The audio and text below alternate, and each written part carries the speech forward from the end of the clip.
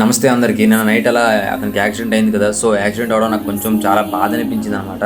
ఎందుకంటే నాకు కళ్ళ ముందర యాక్సిడెంట్ అయిపోయి అతను అలా పడిపోయి కొంచెం చర్మం అనేది ఊడిపోవడం వల్ల నాకు చాలా సివరింగ్లా అనిపించింది, బాధగా అనిపించింది. సో అతనికి ఏదో హాస్పిటల్లో డ్రాప్ చేస్తాము, వాళ్ళ ఫ్యామిలీ వచ్చినంత వరకు చూసుకున్నాం అనమాట. నేను మా ఊర్లో ఒక అన్నయ్య అయితే వచ్చాడు, నాతో అంబులెన్స్లో వెళ్ళాం మేము. సో వెళ్ళి అతనికి చూసుకొని వచ్చేసాం. వచ్చిన తర్వాత నాకు ఒక ఐడియా వచ్చింది. ఇంకా ఈ కన్స్ట్రక్షన్ ఏరియాలో ఇంకా యాక్సిడెంట్ జరగకుండా ఉండాలి అంటే ఏదైనా సిగ్నల్ లాగా పెట్టాలి అనేసి అనుకున్నాను.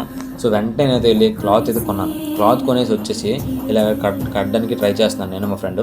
సో ఇలా మా ఫ్రెండ్ నేను చేస్తుంటే ఇంకొక ఇద్దరు అన్నయ్యలు అయితే యాడ్ అయ్యారు. సో తమ్ముడు మంచి పని చేస్తున్నారా, మేము కూడా అంటే వాళ్ళు కూడా చేసి వాళ్ళు కూడా మాకైతే హెల్ప్ చేశారనమాట. సో మనుషులే కదా మనం సాయం చేసుకోవాలి ఎప్పుడు, కానీ అప్పుడే కదా మన మనుషులో మానవత్వం ఉందని మనకు కూడా తెలుస్తుంది. సో అలా అనేసి వాళ్ళ అన్నయ్యలు అయితే వచ్చారు. చాలా థ్యాంక్స్ అని మీరు వచ్చినందుకు. మీరు ఖచ్చితంగా డ్రైవింగ్ చేసేటప్పుడు హెల్మెట్ అనేది ఖచ్చితంగా యూజ్ చేయండి. ఎందుకంటే నైట్ టైం ఏ హెల్మెట్ అనుకోకుండా జస్ట్ అది హెల్మెట్ పెట్టుకున్నా సరే మీకు మీ బ్రెయిన్కి హెడ్కి ఏం డ్యామేజ్ కాకుండా చూసుకుంటుంది. సో ఖచ్చితంగా హెల్మెట్ యూజ్ చేయండి. గ్లాస్ అనేది ఎత్తియండి, కాకపోతే మీకు నచ్చకపోతే.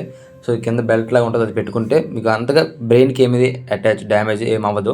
సో కొంచెం బీ కేర్ఫుల్గా వస్తారని కోరుకుంటున్నాను. ఎందుకంటే ఒక యాక్సిడెంట్ అంటే అతను మాత్రమే రోడ్డు మీద పడిపోవడం కాదు, అతని కుటుంబం మొత్తం రోడ్డు మీద పడిపోవడం రకం అనమాట.